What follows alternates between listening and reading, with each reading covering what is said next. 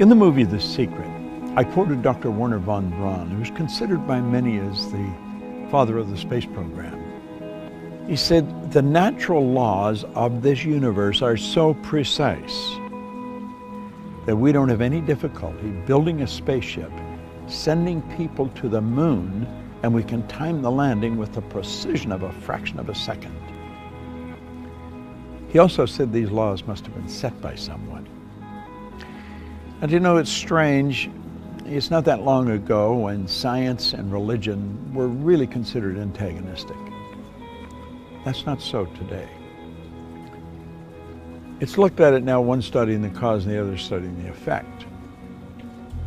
And von Braun said, after studying the spectacular mysteries of the cosmos for many years, he had arrived at the firm conviction that there is a God.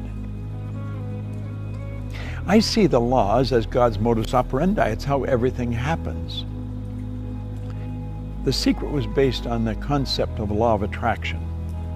And because the movie went viral, it was all over the world, everyone everywhere was talking about the law of attraction. People writing books on it that don't really understand it, people speaking on it that many of them advertise their ignorance when they talk about it. I'm of the conclusion that attraction is not really understood in any depth by most people. Now, I've studied this every day for 50-some years. And I can assure you, attraction is a law, but it's a secondary law. The primary law is the law of vibration. The law of vibration is one of the basic laws of the universe. It decrees that everything moves, nothing rests. We literally live in an ocean of motion.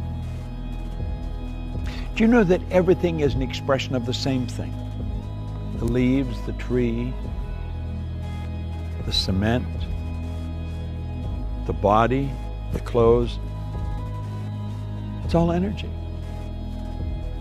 at a different rate of vibration. You see, your body is a molecular structure in a very high speed of vibration. Your brain is an electronic switching station. Your brain does not think, but you think with your brain. There's a difference. As you activate brain cells, you set up a vibration in your body. For me to just move my hand like that, I had to activate brain cells or my hand wouldn't have done it. If a person's had a stroke, where the blood just stops going to a section of the brain, those brain cells become dead. The movement in the body, in that part of the body that is controlled by those cells, stops. Vibration is something that must be understood if you're going to take control of your health. It must be understood if you're going to take control of your relationships. It must be understood if you want to become wealthy. And if you want to really master the art of selling, vibration is an essential. You've got to understand it. And yet almost all the sales training programs that are done worldwide have nothing about the law of vibration in them. As Robert Louis Stevenson said, everybody's selling. You're selling an idea, a product, or a service. And it's true. The teacher's selling the student. The parent's selling the child's selling the parent. Well, what do we mean selling? Well, the professional salesperson understands that selling is doing something for someone, not to someone. And the professional will sit down and they will get to know the prospect. They will find as much about the prospect as they can. They'll have permission to ask the prospect questions. They'll gather a lot of information and they find out where the prospect wants to go, what they want to accomplish. They mentally get on the prospect's frequency and help the prospect go to where they want to go. My old mentor called that empathy ego balance, where you're able to get into the other person's mind and see the world from where they see it. Get on their frequency, get in their vibration. The vibration you're in is going to dictate what you attract into your life. And if you're troubled, you're worried, you're going to attract a lot of bad energy. That's why the great sufferer in the Bible said, "Lo, the thing I fear has come to visit upon me." Well, fear is a very negative vibration. It's a very negative emotion. It's caused by doubt and worry, and doubt and worry is really caused by ignorance. That's why Solomon said, in all you're getting, get understanding. What do we want to understand? I think we want to understand the laws that govern our being, the laws that govern our universe. And then we want to understand how to get in harmony with the law. Everything you want will come to you when you get in harmony with it. Vibration is essential to understand, but only one person, maybe 10, has any grasp of it at all. If you ask a person how they feel, what they're really telling you is their conscious awareness of the vibration they're in. If a person says, I just don't feel very well,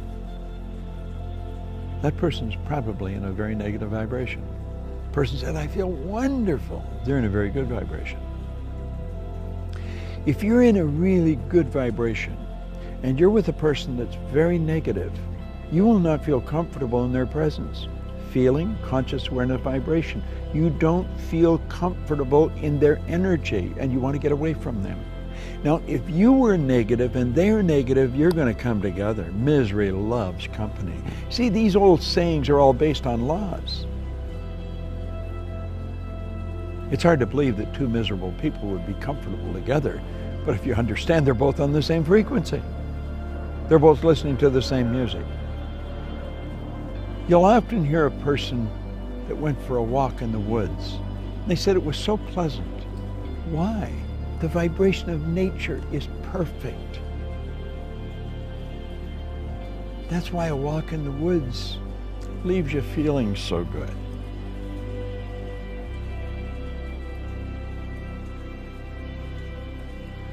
What do you understand about the law of vibration? That's a good question to ask yourself. I'm going to give you a small exercise.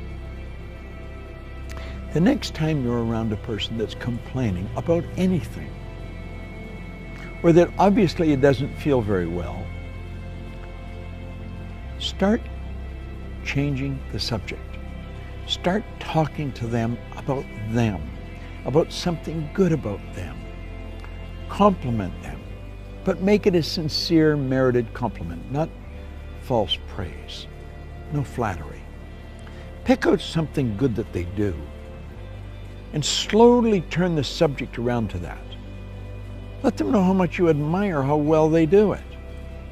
And you know something? Like that, their energy will change. You have caused them to change their vibration.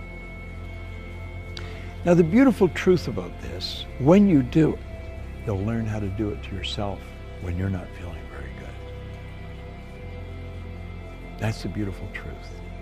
We are in control of how we feel. I was reading something by Viktor Frankl, the author of Man's Search for Meaning, a Viennese psychiatrist, spent the war years in a concentration camp.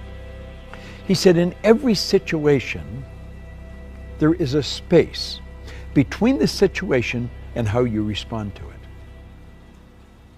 And in that space, you can decide how you're going to respond.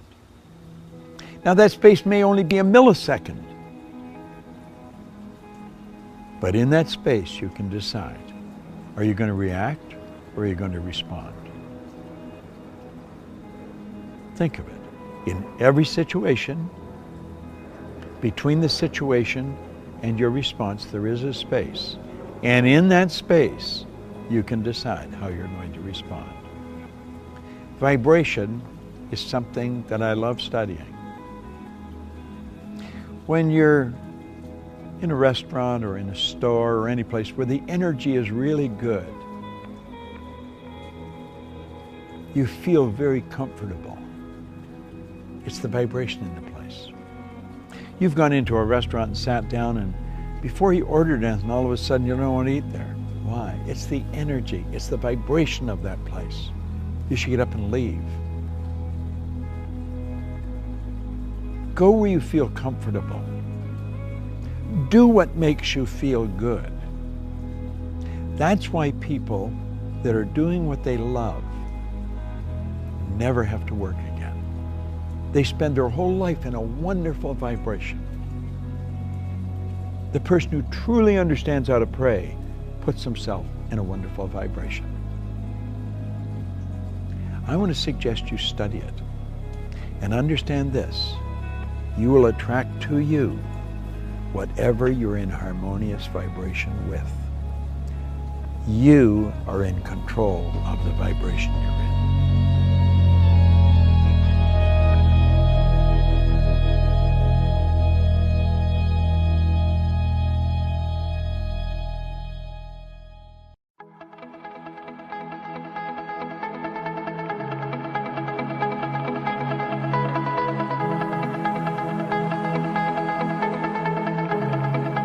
Check us out at proctorgallagher institute.com for tips, tools, and resources.